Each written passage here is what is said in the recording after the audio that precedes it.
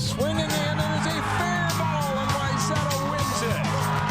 Champlin Park back to state for the third straight year.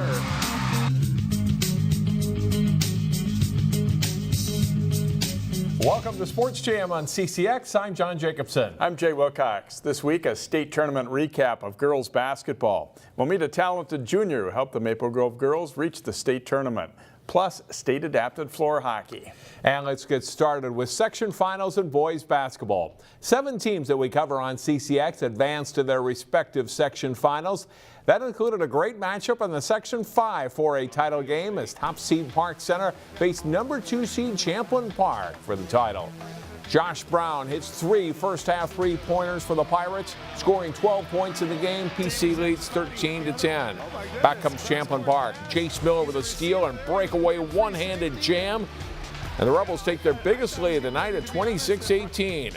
The Pirates come right back, scoring the next 7 points. Tommy Chatman gets in close for 2.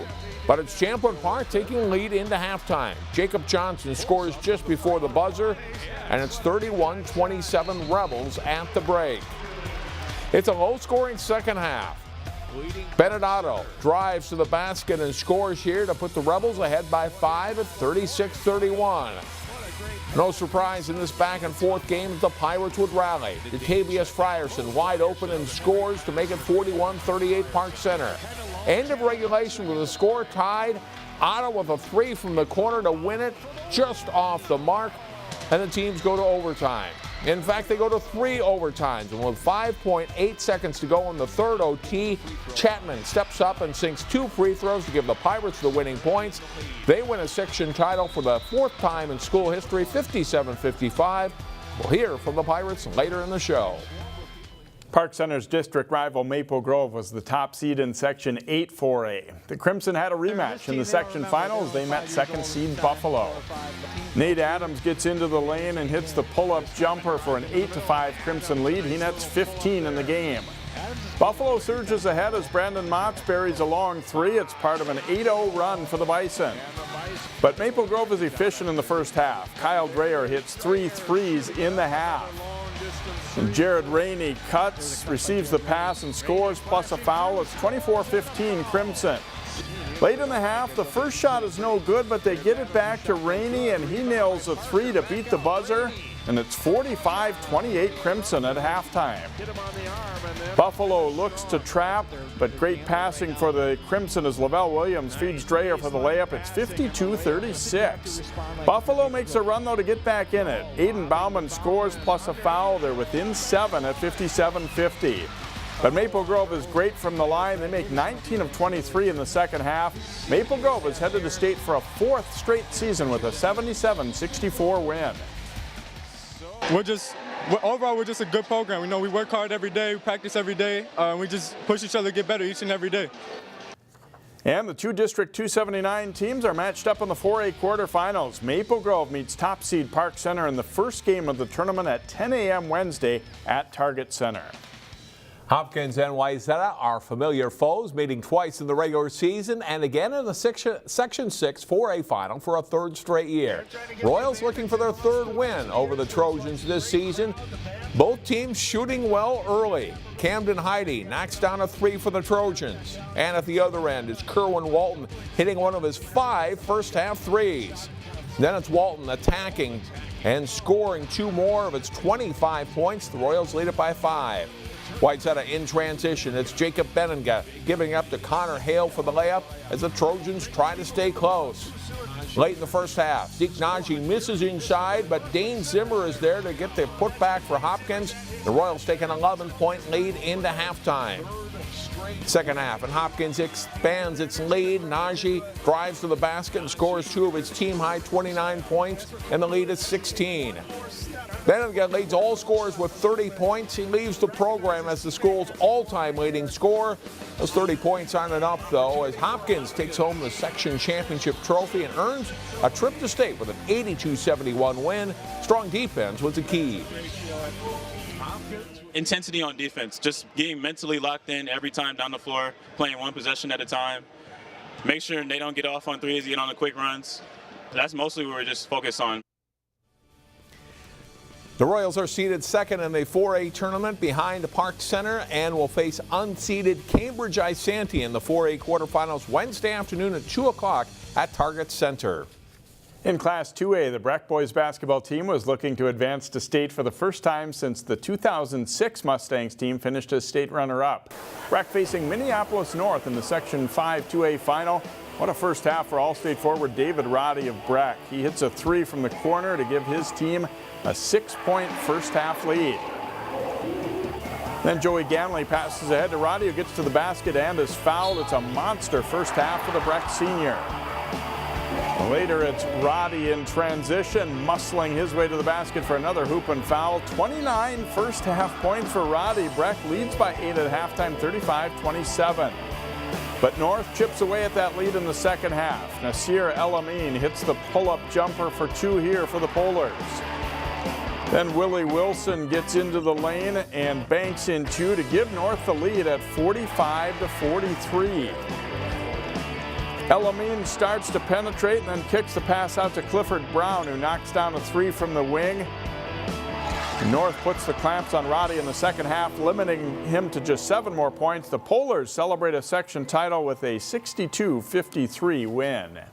In Class 3A boys hoops, Totino Grace earned 2 playoff wins to earn a spot in their section final. They face top seed Matamidi in the Section 4 championship. The game is close early. Totino's Carson Wola passes out of the low block to Eric Krieger, goes to the baseline and hits the jumper to tie it at 15. The Zephyrs' Cole Chapman misses in close, but the ball gets tapped out and eventually into the hands of Javon Hadley, who hits a 3, capping an 11-1 scoring run for the Zephyrs. They're up by 10. Totino Grace dials it in from long range. Krieger buries a 3. The Eagles are within 5 at halftime, 30-24. Early in the second half, Matamidi's Zach Centers hits for 3 of his 10 points, and the Zephyrs go up 37-32. The Eagles come back strong, though. Carter Werke finds Krieger behind the defense. He scores on the baseline. Grace goes ahead by 2, and their fans get fired up. But the Zephyrs go back ahead. Hadley comes down the lane and throws down a huge jam. Matamidi leads the rest of the way. They win 58-49 to advance to the state tournament for the first time since 1961. So, John, tough losses for the Mustangs and Eagles. Nice wins for Hopkins and Maple Grove. And boy, what a battle. Park Center and Champlin Park, that's probably one of the better games we've ever had on our channel. No doubt. No, so many twists and turns in that game. You know, I only showed the free throws in the overtime, but that game could have gone either way several different times. But terrific finish, and congratulations to the Pirates. Next up on Sports Jam, a look back at the state girls basketball tournament. Welcome back to Sports Jam. Time to talk state tournament girls basketball. And what a performance by Hopkins in the 4A championship. The top-seeded Royals facing Stillwater in the final. Delaney Wagner hits a 3 for the Ponies. They take a 27-24 lead. They're up by 2 at halftime as they shoot for an upset. The second half is a different story. Taylor Woodson drives to the hoop to give Hopkins the lead for good of 36-35, and they're just getting started. Delayla Shakolas drives for the layup, and the Royals lead quickly grows to 9, and their fans are pumped up. KK Adams on fire in the second half. She buries a 3 from the corner for a 49-40 lead, and hits another from nearly the same spot for good measure on her way to a 12-point night. Hopkins gets the steal, and Paige Beckers delivers a behind-the-back pass to Woodson for the layup. Hopkins outscores Stillwater 47-16 in the second half to win going away 74-45. The Royals win their 7th state championship in school history. This relief is real special for me because they set me out with a bang. I'm going to college next year, and I'm just glad they were able to do this for me. The talk has been like, I came up short 3 years in a row. Can I win a state title? Is my legacy going to be I can get to the state title and I can't win one? So I'm just so happy I could do it with my teammates. They have my back. I definitely didn't play my best game, but there's no way I wasn't playing out here with my girls and for my coaches. I think that team definitely felt some pressure, and then they showed in the second half, though, why they're the best team in the state this year. Probably one of the best we've ever had in this area. Maybe the best. No doubt. They're the first undefeated Hopkins team, and obviously being runner-up the last 3 years, they've had that in the back of their mind, or maybe in the front of their mind throughout the tournament. But what a great showing and what a great season the Royals had. Well, Maple Grove lost to Centennial in the 4A quarterfinals before beating Lakeville North in consolation play. That put the Crimson in the consolation championship against Forest Lake. It's a fast start for Maple Grove. Jordan Lampker nails a 3 as the Crimson jump out to a 12-3 lead on the Rangers. Abby Schulte's in attack mode as she drives straight to the hoop and scores inside for a 20-14 Crimson lead. They work the dribble handoffs and it leads to a 3 for Lampker. She scores 28 in the game and Maple Grove's up by 5 at this point. Ari Gordon grabs a rebound for the Crimson, but Logan Anderson will get the steal, and she sets up Abigail Groneweg. She scores plus the foul on her way to a 27-point game for Forest Lake. To the second half, and Groneweg drives and gives it to Lexi Hultman, who steps in closer to hit the jumper. The Rangers lead at 38-32.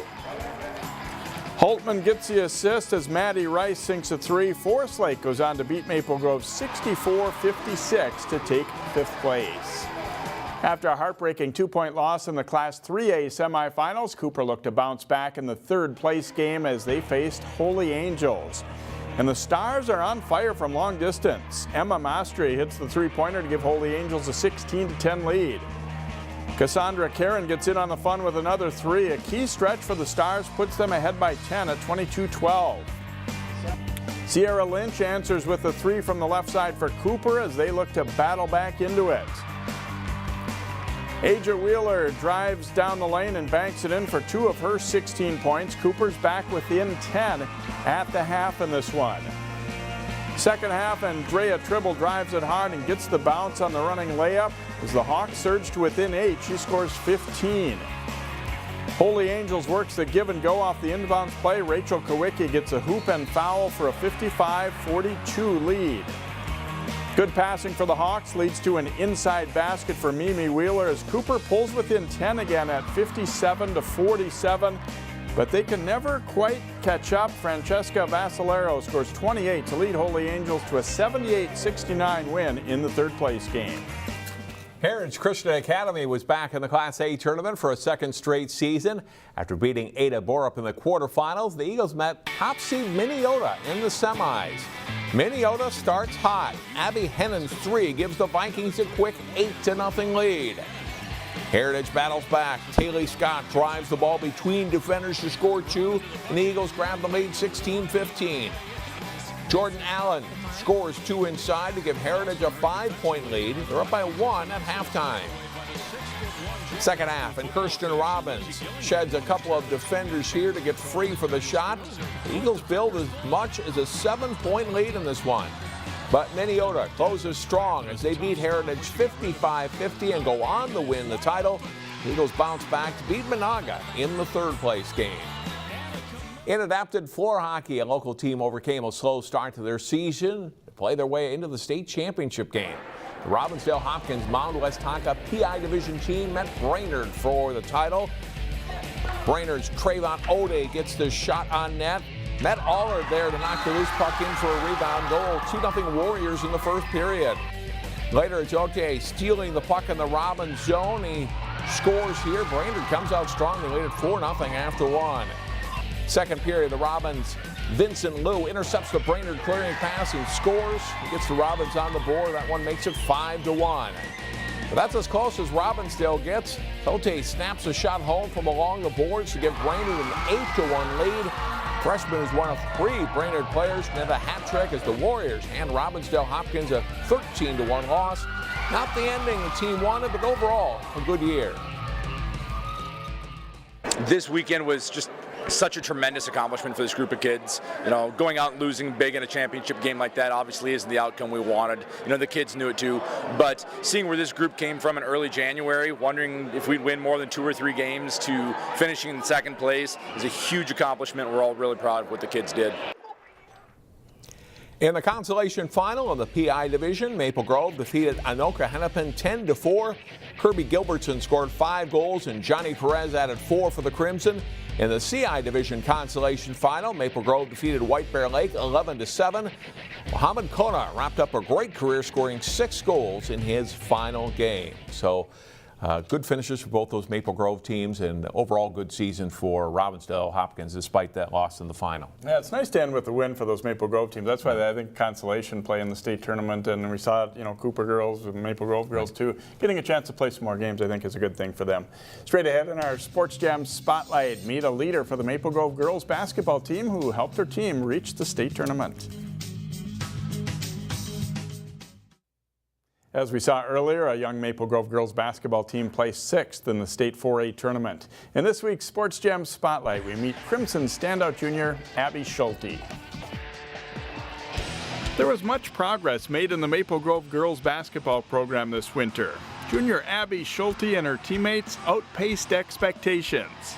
I don't think anyone thought we were going to get to state this year, and it's just been so fun seeing all of us grow and, develop as a team, and just, seeing where that takes us, and getting to our end goal is really fun.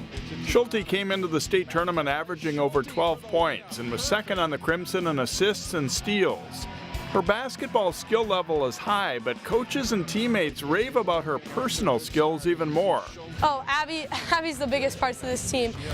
Her positive energy and her leadership is the greatest thing we could possibly have. I mean, everything functions because we have Abby. I love Abby so much, but she's an amazing leader, especially as a point guard last year and then transitioning to more of like a wing or off guard this year. She's been really instrumental in just being that communication between the younger players and the upperclassmen, and just being that like lighthearted girl that's just like always on the court and like bringing that smile and that sense of confidence that we really need. Abby Schulte is just an incredible kid. She's an incredible person, besides just basketball. I mean, she's a 3.9 plus GPA kid. She's one of the most kind, caring individuals that you could ever have. She's just an incredible teammate. Abby's concentrated on becoming a vocal leader along with senior teammate Sam Carroll. Picking another player up is a big part of it. If somebody's down, I'm trying to high-five them, pick them up, and just give them words of encouragement, because everyone knows when they make a mistake, so it's having a good teammate to help pick them up is really what they need at that time, and especially in a really pressure-filled game, it's nice to have somebody knowing you have their back. These trips to state in basketball the past 2 seasons weren't Abby's only state experiences. She played in 2 in a row the past 2 soccer seasons too. It's big and it's exciting for both, working so hard all season long and just finally getting to the end and just having fun. That you just leave it all out on the court or on the field and see what happens. A third sport had a Schulte from Maple Grove in state competition too. Abby's older sister Sydney, now a student at the University of Iowa, made it to state in golf for the Crimson. Yeah, my sister and I have a great relationship. I feel like she's pushed me even in basketball. She knows the game really well, and she's watched me my whole life. So whether it's a couple of tips or on shooting or on when I make a turnover, she's always right there supporting me, and it's so nice. And I was so happy for her when she got to state for golf, because I know how hard she works in that. And it was so fun for our family, and especially for her to get there her senior year. An A student, Abby's sure her future sport in college will be basketball, but she's glad soccer's been part of the journey too. In past years, I've played both club soccer and AAU basketball, and it's a hard balance, missing practices or tournaments or trying to go out of town with all the teams, and it's hard, but I feel like soccer has helped me with basketball and basketball has helped me with soccer, so I feel like I wouldn't be the player I am today without playing both. Schulte averaged 14.3 points in Maple Grove's 3 state tournament games. John talks with players from Park Center's state tournament-bound boys basketball team when Sports Jam returns. Welcome back to Sports Jam. As you saw earlier in the program, Park Center with a terrific game against Champlin Park. Wins in 3 overtimes. The Pirates going to the state boys basketball tournament starting Wednesday. 2 of their seniors join me now. Start with Tommy Chatman, who got the winning points in the 3rd overtime. Actually, the only points. Talk about the play that led up to the free throws. We had been holding the ball a little bit, so it was kind of stagnant. But when we got in the timeout, we set up a play, and it was an option for me to kick or to drive just to see whatever's open. And I saw the driving lane, and I got fouled and just went up and knocked the free throws down. What's going through your mind as you step up to the line for that first one? Coach Ware always preaches about free throws coming in important when you never expect it. So all the times at the end of practice when we're working on free throws, I take that very seriously. And as you can see, it worked out for us. State tournament is next. How much does a game like this help you guys, do you think? It just shows us that if we keep fighting, fight through adversity, we can do anything. This is a very tough game, and it's definitely going to help us leading into our first round of the state tournament. Enjoy this one. Good luck in the state tournament. Khari, Broadway, another senior, and first of all, what's the emotion like for you guys? Those of you as seniors have been through this, lost last year in the section final, to pull through and win it tonight. It's really just overwhelming right now. You know, it's just exciting, and it's just words can't really explain like what's going through our heads right now. It's fun, and you know, we're just gonna cherish this moment and just continue to just work and just, you know, go on to the next. I know your team is capable of scoring a lot of points. That didn't happen tonight, but how good was your defense? And that I thought was the key in the end, right? Yeah. As everybody says, defense wins games, and that's what we try to do. You know, our shots wasn't falling. We made a couple mistakes at the end, but it all came down to defense and making stops. So that's really it.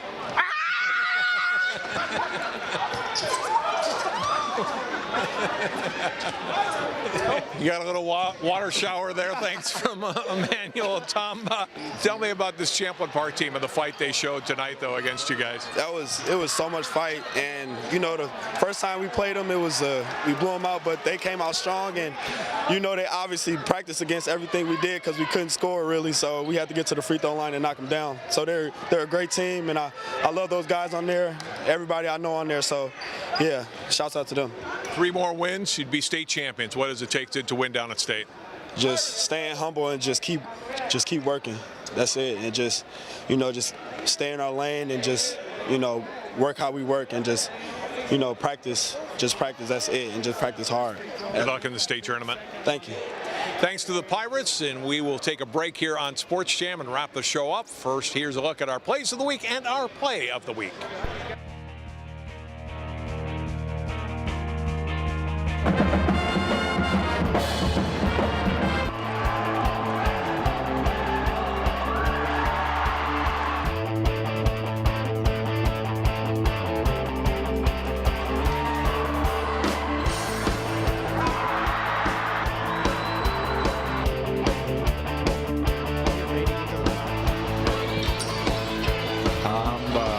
Behind the back move. He's going to go all the way from a layup. Rebound by Parker. Back out. Rainey for a buzzer-beating three, and he hit. Quick hands.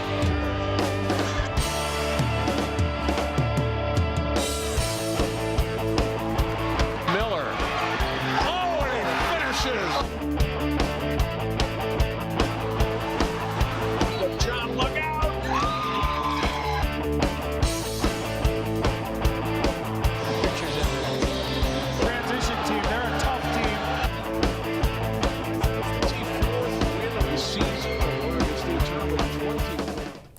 Don't forget our CCX Sports Play of the Week. We have 4 new plays each week to vote on. Go to our website at ccxmedia.org and go to the Play of the Week page under the Sports tab and vote for your favorite play. And here's last week's winner. Taylor Woodson of Hopkins gets the layup plus a foul in the Royals section final win over Wayzata.